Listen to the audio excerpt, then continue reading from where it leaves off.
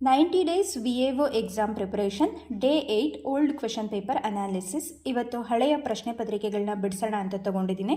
ನನ್ನ ಹತ್ರ ಇಲ್ಲಿವರೆಗೂ ಯಾವುದೇ ಪ್ರಶ್ನೆ ಪತ್ರಿಕೆಗಳನ್ನು ಹೆಚ್ಚಾಗಿ ಕಲೆಕ್ಟ್ ಮಾಡಿಲ್ಲ.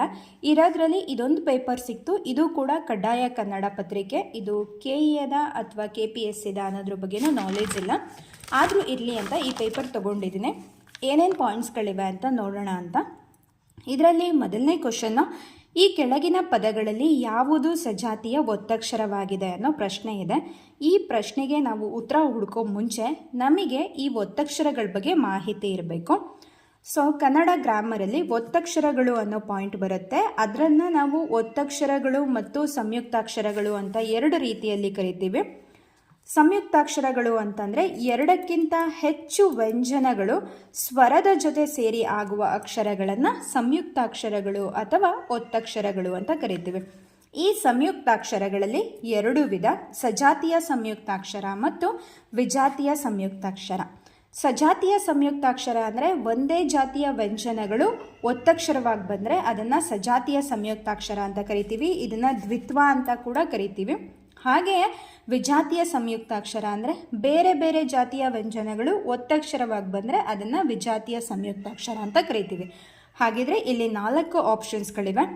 1 ಅಕ್ಷರ, 2ನೇ ಆಪ್ಷನ್ ಶಕ್ತಿ, 3ನೇ ಆಪ್ಷನ್ ಅಕ್ಕ ಮತ್ತು 4ನೇ ಆಯ್ಕೆ ಜ್ಞಾನ. ಇಲ್ಲಿ ಒತ್ತಕ್ಷರವನ್ನು ಗಮನಿಸೋದಾದರೆ ಮೊದಲನೇ ಪದದಲ್ಲಿ ಅಕ್ಷರ ಅಂತಿದೆ. ಇಲ್ಲಿ ಕ ಅಕ್ಷರಕ್ಕೆ ಶ ಒತ್ತಕ್ಷರ ಆಗಿ ಬಂದಿರೋದ್ರಿಂದ ಇಲ್ಲಿ ಬೇರೆ ಬೇರೆ ವ್ಯಂಜನಾಕ್ಷರಗಳಿರೋದ್ರಿಂದ ಇದು ಕೂಡ ವಿಜಾತಿಯ ಸಂಯುಕ್ತಾಕ್ಷರ ಆಗುತ್ತೆ. 2ನೇ ಆಪ್ಷನ್ ಶಕ್ತಿ. ಇಲ್ಲೂ ಕೂಡ ಕ ವ್ಯಂಜನಕ್ಕೆ ತಾ ವ್ಯಂಜನ ಒತ್ತಕ್ಷರ ಆಗಿ ಬಂದಿರೋದ್ರಿಂದ ಇದು ಕೂಡ ವಿಜಾತಿಯ ಸಂಯುಕ್ತಾಕ್ಷರ. ಇನ್ನು 3ನೇ ಆಪ್ಷನ್ ಅಕ್ಕ. ಕಾಗೆ ಕಾನೆ ಬಂದಿದೆ, ಅಂದರೆ ಒಂದೇ ಜಾತಿಯ ವ್ಯಂಜನಗಳು ಒತ್ತಕ್ಷರವಾಗಿ ಬಂದಿರೋದ್ರಿಂದ ಇದು ಸಜಾತಿಯ ಸಂಯುಕ್ತಾಕ್ಷರಕ್ಕೆ ಉದಾಹರಣೆ. ಇನ್ನು ಕೊನೆ ಆಪ್ಷನ್ನ ಕೂಡ ನೋಡೋದಾದರೆ ಜ್ಞಾನ. ಜ ಅಕ್ಷರಕ್ಕೆ ಜ್ಞಾ ಅಕ್ಷರ ಒತ್ತಕ್ಷರ ಆಗಿ ಬಂದಿರೋದ್ರಿಂದ ಇದು ವಿಜಾತಿಯ ಸಂಯುಕ್ತಾಕ್ಷರಕ್ಕೆ ಉದಾಹರಣೆ. ಅಲ್ಲಿಗೆ ಮೊದಲನೇ ಗ್ರಾಮರ್ ಪಾಯಿಂಟ್ ನಮಗೆ ಸಂಯುಕ್ತಾಕ್ಷರಗಳ ಬಗ್ಗೆ ಮಾಹಿತಿ ಇರಬೇಕು. ಇನ್ನು ಸೆಕೆಂಡ್ ಕ್ವೆಶನು, ವ್ಯಂಜನಗಳಿಗೆ ಸ್ವರಗಳು ಸೇರಿ ಆಗುವ ಅಕ್ಷರಗಳು ಯಾವುವು? ಇದು ಕಂಪ್ಲೀಟಾಗಿ ಕನ್ನಡ ವರ್ಣಮಾಲೆಗೆ ಸಂಬಂಧಪಟ್ಟಂತಹ ಪ್ರಶ್ನೆ. ವರ್ಣಮಾಲೆಯಿಂದ ಒಂದು ಪ್ರಶ್ನೆ ಬರುತ್ತೆ ಅನ್ನೋದು ಗೊತ್ತಾಯಿತು. ಇಲ್ಲಿ ಆಪ್ಷನ್ಸ್ಗಳಿವೆ: ಸಂಯುಕ್ತಾಕ್ಷರಗಳು, ವ್ಯಂಜನಾಕ್ಷರಗಳು, ಗುಣಿತಾಕ್ಷರಗಳು ಮತ್ತು ದ್ವಿತ್ವಗಳು.